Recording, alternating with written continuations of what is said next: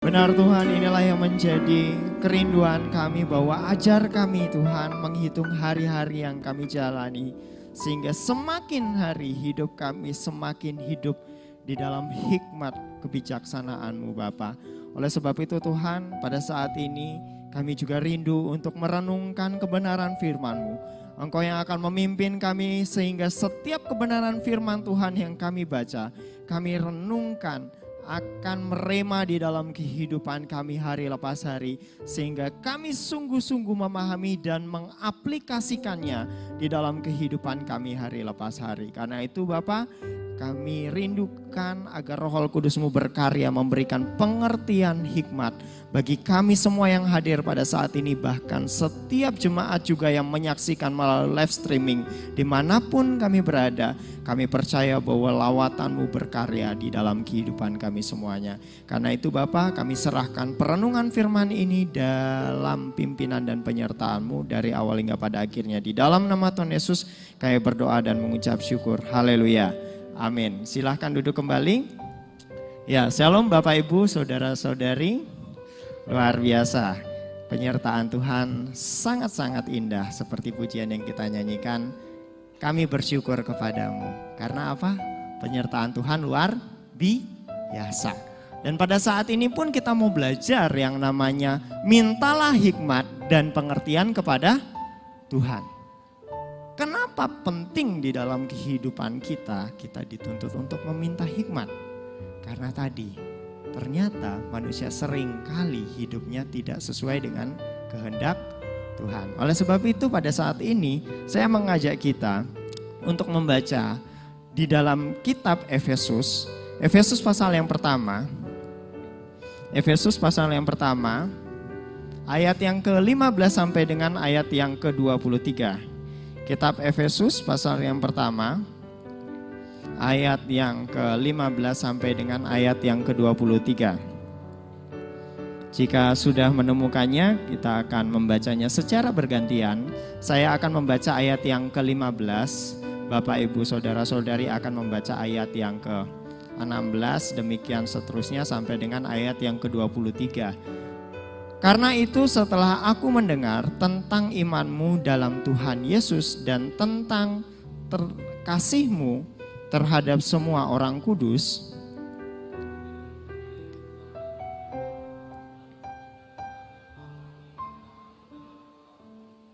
dan meminta kepada Allah Tuhan kita Yesus Kristus, yaitu Bapa yang mulia, supaya Ia memberikan kepadamu roh hikmat dan wahyu untuk mengenal Dia dengan benar.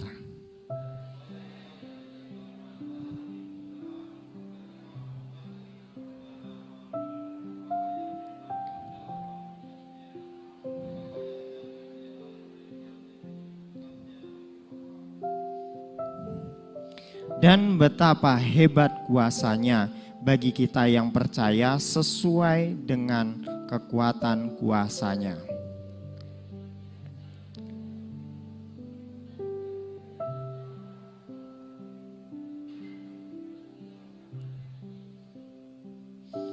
Kemudian jauh lebih tinggi dari segala pemerintah dan penguasa dan kekuasaan dan kerajaan dan tiap-tiap nama yang dapat disebut, bukan hanya di dunia saja melainkan juga di dunia yang akan datang.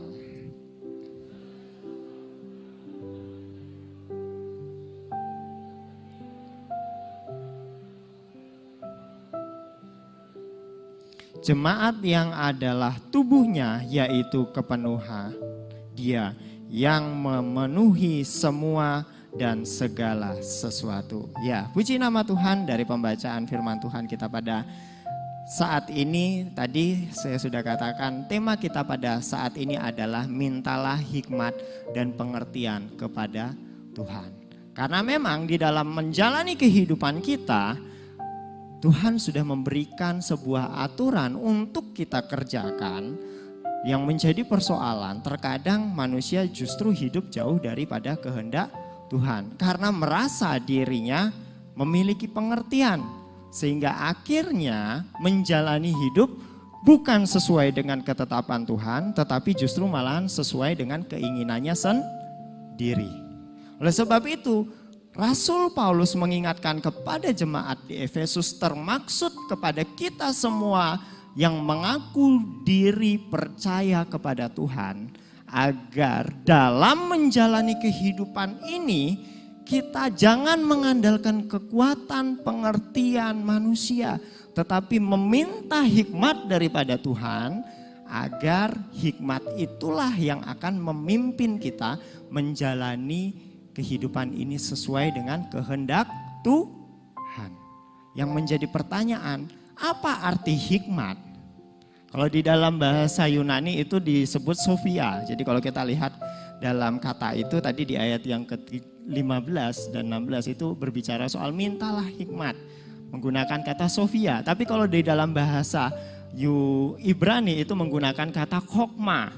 Yang memiliki arti bahwa hikmat adalah bijaksana, pengertian yang benar, cara berpikir yang benar, atau cara berpikir yang sehat, diterangi oleh kebenaran firman Tuhan tadi. Sehingga ketika berbicara bijaksana, tidak sama dengan yang namanya pandai. Kepandaian bisa diperoleh dengan orang belajar.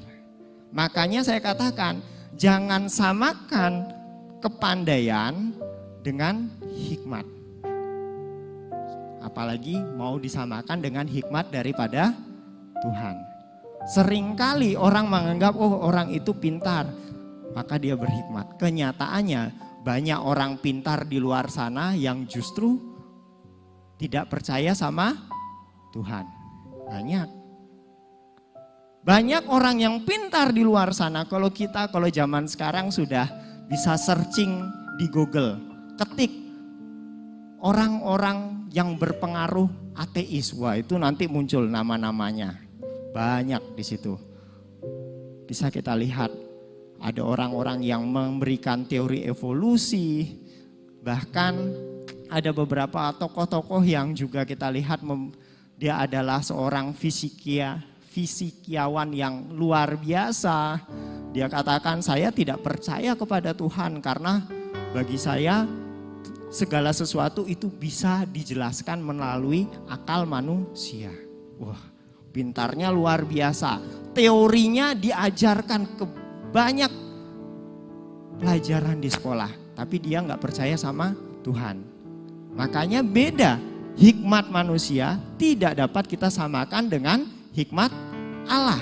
Makanya kalau saya katakan di sini, dari kata tadi Sophia atau chokmah, hikmat manusia itu selalu bergantung pada dirinya sendiri, bergantung kepada kepintarannya, bergantung kepada kekuatan dan kemampuan dan lain sebagainya macamnya. Makanya kalau kita lihat di dalam Yeremia itu berbicara, terkutuklah orang yang mengandalkan kemampuannya. Tapi berbicara soal hikmat Allah, itu berbicara soal yang namanya segala kemampuan yang berasal daripada Allah, yang Tuhan berikan kepada setiap orang yang meminta kepadanya. Tujuannya apa? Supaya akhirnya orang tersebut dimampukan untuk hidup sesuai dengan kehendak Tuhan. Akhirnya kembali hidupnya sesuai dengan kehendak Tuhan. Makanya tadi saya katakan, seringkali kita menganggap hikmat itu berbicara soal umum. Orang pintar berdasarkan pengertian manusia. Tapi berbicara soal hikmat daripada Tuhan, Tuhan yang berikan hingga akhirnya orang tersebut dimampukan untuk bisa jalani hidup sesuai dengan kehendak Tuhan. Kalau memang orang itu berhikmat menurut manusia, bagaimana dengan orang yang tidak percaya sama Tuhan, tapi kita anggap berhikmat? Banyak ya di luar sana ya, pandangannya, wah itu orangnya pintar sekali, hebat sekali. Kata-katanya penuh dengan hikmat. Apalagi zaman sekarang banyak motivator-motivator. Wah, kata-katanya bagus. Kalau zaman sekarang media sosial itu sudah ada quotes-quotesnya masing-masing. Wah, kata-katanya ini bagus, memotivasi saya. Tapi kalau diselidiki, dia bukan orang yang percaya. Bagaimana? Apakah itu hikmat daripada Tuhan? Orang yang meminta kepada Tuhan, maka Tuhan akan berikan. Makanya tadi saya katakan, orang belajar saja pasti pintar. Tapi banyak juga orang belajar belum tentu mengaplikasikan kebenaran pengertiannya. Makanya di sini kita harus pahami bahwa hikmat manusia berbeda dengan hikmat daripada Tuhan. Makanya tadi saya katakan di dalam Yeremia pasal yang ke-17 ayat yang ke-5 sampai dengan yang ke-8 kita bisa baca di Alkitab kita. Kalau di ayat yang ke-5 dikatakan terkutuklah orang yang mengandalkan manusia, yang mengandalkan kekuatannya sendiri dan hatinya akhirnya apa? Menjauh daripada Tuhan. Dia andalkan kemampuan, kepintarannya. Dan akhirnya orang-orang tersebut pada akhirnya menjauh daripada Tuhan. Di ayat yang ke-6 dikatakan dia sama seperti semak bulus di padang gurun dan segala macamnya. Di ayat yang ke-7 dikatakan tapi diberkatilah orang yang apa? Mengandalkan Tuhan. Yang menaruh harapannya kepada Tuhan. Dia seperti pohon yang ditanam di tepi aliran air. Artinya di dalam kehidupan kita, kalau kita hanya dengan kekuatan kita akhirnya terjerat kepada pemahaman saya mengandalkan kepintaran, kemampuan saya sendiri. Dan disinilah kita dituntut untuk jangan andalkan kepintaran kita. Jangan andalkan kemampuan kita sendiri, tapi belajar mengandalkan Tuhan. Karena Tuhan mau agar setiap kita yang percaya kepadanya hidup selalu bergantung kepada Tuhan. Oleh sebab itu Rasul Paulus ajarkan tadi kepada jemaat di Efesus termaksud kepada kita untuk mintalah hikmat agar akhirnya hidup kita semakin hidup sesuai dengan kehendaknya. Yang menjadi pertanyaan, mengapa kita harus meminta hikmat kepada Tuhan? Di dalam Matius pasal yang ke-7 ayat yang ke-7 sampai dengan ayat yang ke-8. Mintalah maka akan diberikan kepadamu. Carilah maka kamu akan mendapatkan. Ketoklah maka pintu akan dibukakan bagimu. Karena setiap orang yang meminta akan menerima. Dan setiap orang yang mencari akan mendapatkan. Dan setiap orang yang mengetok baginya pintu akan dibukakan. Kalau kita lihat ini konteks di dalam berdoa yang Tuhan Yesus ajarkan kepada murid-muridnya dan kepada para pengikut-pengikutnya. Di Efesus tadi berbicara soal doa. Di sini pun Tuhan Yesus berbicara soal doa. Doa menjadi bagian di mana kita memohon kepada Tuhan. Hikmat Tuhan bisa berikan kepada siapa saja. Tetapi hikmat Tuhan akan teristimewa Tuhan khususkan kepada siapa yang meminta kepadanya. Yang menjadi pertanyaan, apakah kita pernah meminta hikmat kepada Tuhan? Atau jangan sampai fokus doa kita hanya kepada hal-hal jasmani. Seringkali orang berdoa, Tuhan tolong berikan saya uang.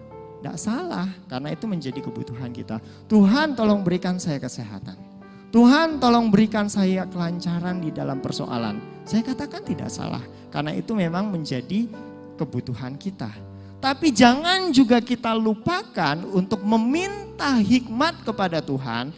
Karena dengan kita meminta hikmat, Tuhan yang akan memberikan petunjuk kepada kita untuk kita akhirnya bisa melangkah tadi. Hikmat Tuhan akan memimpin kita untuk hidup sesuai dengan kehendak Tuhan. Ini menjadi bagian yang penting karena tadi Tuhan mau ajarkan kita selalu bergantung dan berharap kepada Tuhan. Karena Tuhan rindu adanya komunikasi yang intim dengan Tuhan. Sama seperti di dalam kehidupan berkeluarga. Saya yakin dan percaya bahwa orang tua selalu mengetahui apa yang menjadi kebutuhan anaknya.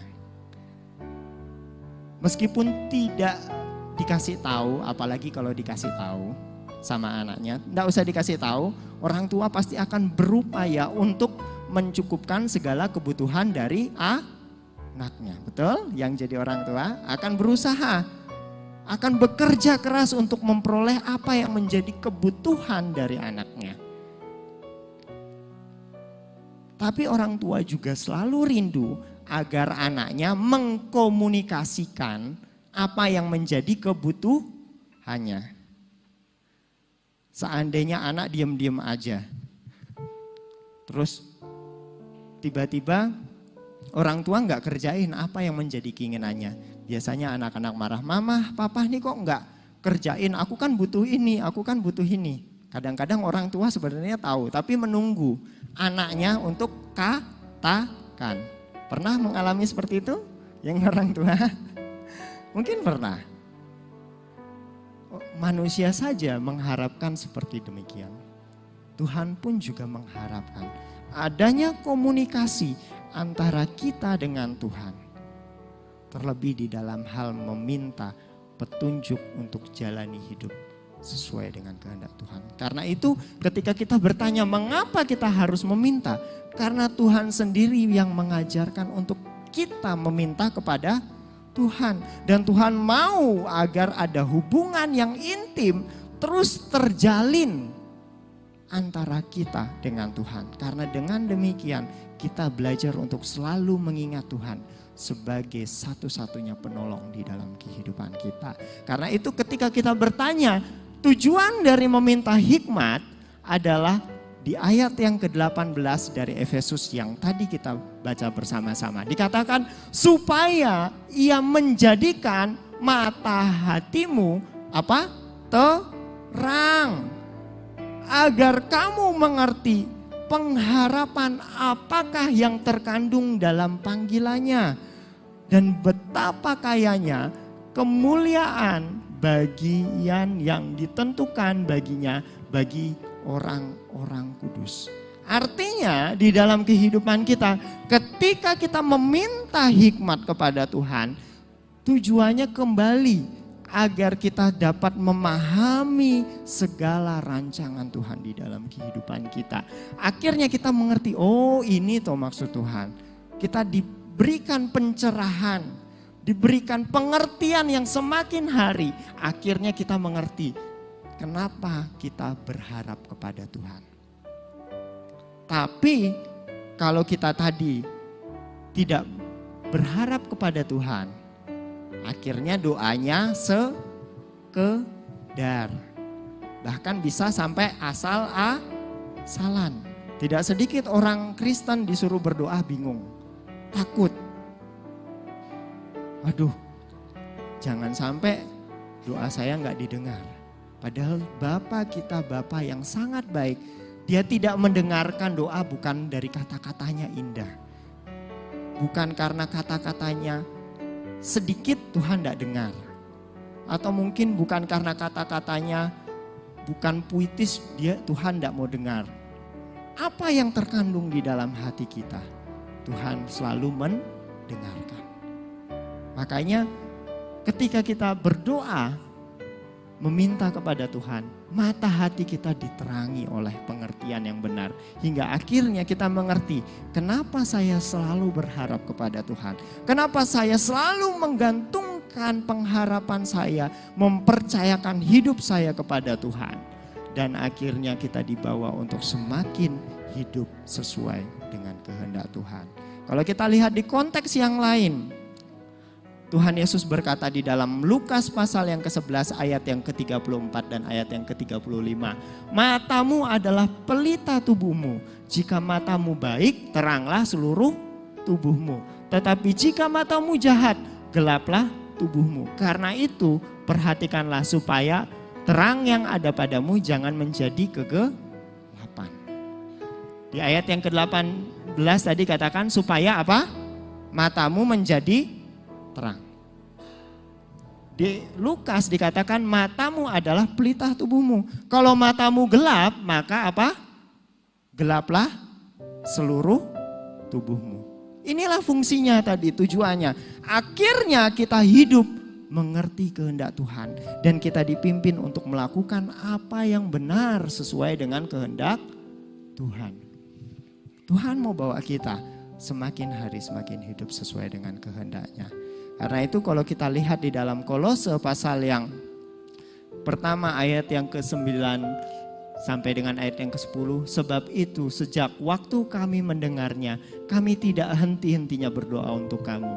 Kami minta supaya kamu menerima segala hikmat dan pengertian yang benar. Untuk mengetahui kehendak Tuhan yang sempurna. Sehingga hidupmu apa? Layak di hadapannya. Kemudian serta berkenan kepadanya dalam segala hal. Dan kamu memberi buah dalam segala pekerjaan yang baik dan bertumbuh dalam pengetahuan apa? Yang benar. Inilah tujuan hikmat tersebut. Akhirnya kita hidup sesuai dengan kehendak Tuhan yang sempurna. Kita memberikan atau menghasilkan buah pekerjaan yang baik dan bertumbuh di dalam pengertian yang benar. Itulah yang Tuhan kerjakan melalui hikmat yang kita minta kepadanya. Tapi yang menjadi persoalan, pernahkah kita meminta hikmat kepada Tuhan? Kalau kita ingat kisahnya Salomo, ketika dia diberikan kesempatan untuk meminta kekayaan, apa yang diminta akhirnya? Hikmat. Dan dari hikmat itu ketika dia menghadapi kasus-kasus, salah satunya cerita yang sering diceritakan tentang dua orang ibu yang datang kepada Salomo mengaku ini anakku. Di masa itu belum ada tes DNA seperti zaman sekarang. Susah juga untuk membuktikan karena pada waktu itu tidak ada saksi. Salomo karena hikmat Tuhan, dia katakan, belah anak ini, berikan satu kepada yang ibu ini, satu kepada ibu B. Kemudian ibu B bilang, ya biar adil belah saja. Yang satu bilang, tidak, berikan saja kepada ibu itu. Secara hitung-hitungan manusia, akal-akalan adil ya bagi dua. Apalagi zaman dulu belum ada sekolah seperti zaman sekarang, betul. Tidak semua orang memiliki pengertian, tapi karena hikmat Tuhan, akhirnya Salomo bisa memberikan sebuah keputusan yang luar biasa untuk menyelesaikan persoalan. Demikian juga kita semua yang hadir pada saat ini. Saya yakin meskipun kita tadi memuji Tuhan dengan jingkrak-jingkrak, lagunya penuh dengan ucapan syukur, pasti yang datang ke sini penuh dengan masalah. Setuju? Kita punya masalah masing-masing. Kita punya persoalan masing-masing. Dan mungkin sesudah keluar dari sini, aduh Tuhan, masalah saya seperti ini. Karena itu kita disuruh belajar, mintalah hikmat. Supaya apa? Kita bisa mengambil keputusan yang terbaik. Karena Tuhan mau agar kita melewati semua persoalan dengan penuh mengandalkan Tuhan. Kalau tadi pagi Pak Obaja sudah singgung juga tentang epigenosis, berbicara soal dari ginosko, kata pengertian. Itu berbicara juga tentang yang namanya pengenalan Allah yang sempurna. Ternyata sehati, saya sudah siapkan, Pak Obaja juga ternyata siapkan juga tadi pagi. Epigenosis berbicara soal hikmat pengenalan Allah yang sempurna dan lengkap. Karena apa? Manusia ketika percaya kepada Tuhan belum tentu langsung memiliki pengertian yang benar tentang Tuhan. Betul? Apakah ketika kita hidup percaya sama Tuhan langsung hidup kita sempurna seperti Alkitab? Tidak. Bahkan ada jatuh bangun kita di dalam mengikut Tuhan. Makanya hikmat yang kita minta kepada Tuhan, ini juga yang akan memimpin kita untuk dari setiap proses, dari setiap masalah, kita akhirnya bertumbuh mengenal Tuhan semakin lama, semakin lebih baik. Hingga akhirnya menghasilkan buah-buah yang benar. Dan akhirnya tadi bertumbuh di dalam pengetahuan yang benar tentang Allah. Harusnya ini juga yang menjadi bagian di dalam kehidupan kita. Karena apa? Dampaknya bagi kita yang tidak hidup di dalam hikmat Tuhan. Amsal sudah katakan, tanpa pengetahuan kerajinan pun apa? Tidak baik. Apa? Tanpa pengetahuan kerajinan pun tidak baik. Orang yang tergesa-gesa akan salah melangkah. Sudah rajin saja, kalau nggak ada pengetahuan juga nggak bagus. Apalagi kalau terlalu tergesa-gesa melakukan segala sesuatu, kecenderungannya adalah kecerobohan. Kebodohan akhirnya menyesatkan jalan orang. Yang paling parah, gusarlah hatinya terhadap Tuhan. Ketika kita tidak hidup mengikuti hikmat Tuhan, kecenderungan kita melakukan kesalahan. Fatalnya sudah salah justru menyalahkan Tuhan. Tapi coba kalau kita memahami kehendak Tuhan di dalam segala sesuatu, itulah yang Rasul Paulus katakan. Akhirnya membawa kita untuk mengucap syukur di dalam segala hal. Dari setiap kejadian, akhirnya kita bilang, Tuhan saya bersyukur, Tuhan saya bersyukur, Tuhan saya bersyukur. Karena apa? Hikmat yang Tuhan berikan memampukan dia untuk menghadapi. Sama seperti Yusuf kalau kita lihat. Dia adalah orang yang luar biasa, bahkan sampai akhirnya diangkat sebagai orang kedua di kerajaan Mesir. Hikmat Tuhan berikan, kemampuan Tuhan nyatakan. Tapi untuk mencapai titik tersebut banyak persoalan enggak? Banyak. Dia dibenci oleh saudara-saudaranya. Dia dijual. Dia harus menjadi budak. Pada saat dia menjadi budak, dia kerjakan dengan luar biasa. Kemudian akhirnya dia difitnah. Dipenjarakan atas segala sesuatu yang sebenarnya dia tidak lakukan. Tapi tidak meninggalkan Tuhan, dia tetap mengucap syukur. Dan ketika akhirnya dia menjadi orang kedua di Mesir, ketika bertemu dengan saudaranya, kalau akalnya manusia, dulu kamu jahat sama saya, sekarang ada kesempatan, saya akan balas kejahatan. Akalnya manusia pasti begitu. Kamu bisa buat jahat, sekarang saya bisa buat jahat, lebih jahat lagi. Tetapi kejadian itu, ketika perjumpaan yang terjadi, dia bilang apa? Kamu mereka-reka yang jahat. Tapi Tuhan mereka-reka untuk mendatangkan kebaikan. Karena rancangan Tuhan adalah rancangan untuk damai sejahtera. Segala sesuatu Tuhan kerjakan dengan baik untuk membawa kita melewati persoalan, untuk semakin hari mengandalkan Tuhan. Oleh sebab itu, jangan sampai kita hidup tidak di dalam hikmat Tuhan. Karena kecenderungan kalau kita hidup dengan tidak hidup di dalam hikmat Tuhan, akhirnya kegagalan yang kita peroleh, fatalnya sudah gagal karena kemampuan kita sendiri yang kita andalkan, salahin Tuhan. Jangan sampai ini terjadi di dalam kehidupan kita. Oleh sebab itu, sebagai aplikasi atau penerapannya di dalam kehidupan kita saat ini, saya mau kasih 2 poin saja. Jangan hanya meminta hal-hal jasmani kepada Tuhan, tapi mintalah hal rohani kepada Tuhan. Karena kehidupan kita bukan hanya sekedar jasmani, tapi juga berbicara soal hal rohani. Dan inilah yang harus juga kita minta kepada Tuhan. Kemudian kalau kita lihat di dalam doa Bapa kami, contohnya berapa poin yang berbicara soal jasmani? 1. cukupkanlah makanan kami. Betul ya? Yang lainnya kan berbicara soal hubungan kita dengan Tuhan dan berbicara soal hubungan kita dengan sesama. Yang lainnya satu poin, Tuhan berikanlah kami makanan kami sesuai dengan apa yang ada. Cukupkanlah. Makanya saya katakan mintalah juga hal rohani kepada Tuhan.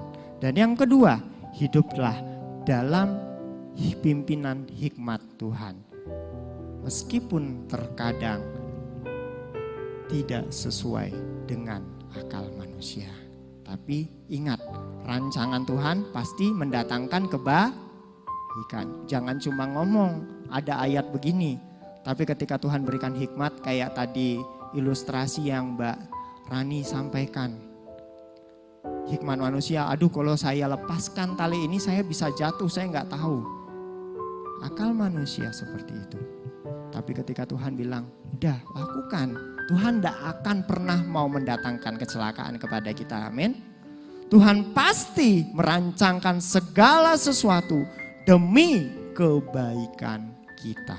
Oleh sebab itu, ketika kita meminta hikmat kepada Tuhan, ikutilah pimpinan Tuhan. Meskipun terkadang itu tidak sesuai dengan akal kita.